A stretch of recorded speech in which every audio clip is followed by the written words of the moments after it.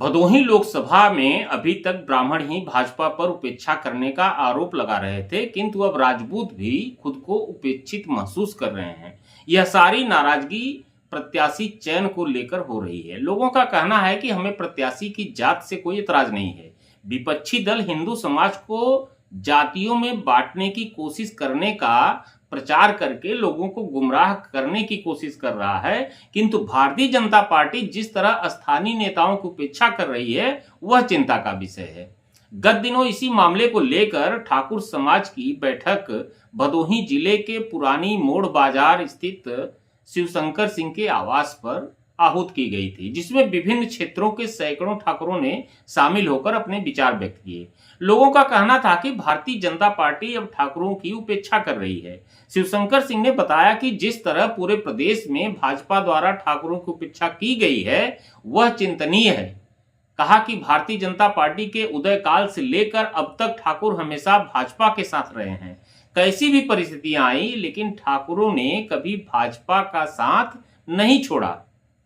लेकिन देखा जा रहा है कि अब भाजपा में लगातार ठाकुर समाज की उपेक्षा की जा रही है। लोकसभा में ठाकुर मतदाताओं की संख्या 1.5 लाख से ऊपर है। इसके बावजूद भी इस समाज के बारे में भारतीय जनता पार्टी नहीं सोच रही है, जिसका प्रमाण बताया जा रहा है कि विगत वर्ष हुए निकाय चुनाव में भी एक भी टिकट किसी ठाकुर समाज के व्यक्ति को नहीं दिया गया। बता दें कि भदोही जिला ठाकुरों की वीरता का परिचायक रहा है। इतिहास में दर्ज है कि जब भदोही में भरों का राज था तो उस समय भर राजा के अत्याचार से लोग त्राहिमाम कर रहे थे। लोगों की बहन बेटियां सुरक्षित नहीं थी, ब्राह्मणों पर अत्याचार होते थे। तब राजपूतों ने ही लड़ाई लड़ी और भरों के अत्याचार से लोगों को मुक्ति दिलाई।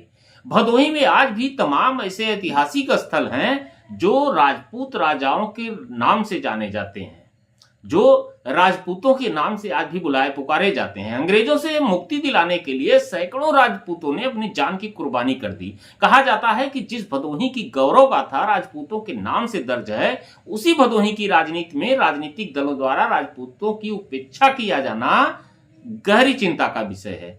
शिवशंकर सिंह के आवास पर जुटे सभी लोगों ने एकजुट होकर अपने अस्मिता की लड़ाई को जारी रखने का प्रण लिया। साथ ही यह भी निर्णय लिया गया कि जिस राम जन्मभूमि के लिए राजपूतों ने 500 वर्ष की लड़ाई लड़ी, लाखों राजपूतों ने अपनी जान न्यौछावर कर दी, उस लड़ाई को भारतीय जनता पार्टी ने आगे बढ़ाया। संवैधानिक और लोकतांत्रिक तरीके से लड़ाई लड़कर भारत की विरासत और गौरव को बढ़ाया। श्री राम मंदिर की स्थापना करके हिंदू समाज का मान बढ़ाया। लोगों का कहना था कि राजपूत हमेशा देश के गौरव, स्वाभिमान और सम्मान की रक्षा के लिए आगे रहा है। यदि उसे अपने प्राणों की आहुति भी देना पड़ा है तो राजपूत कभी पीछे नहीं हटा।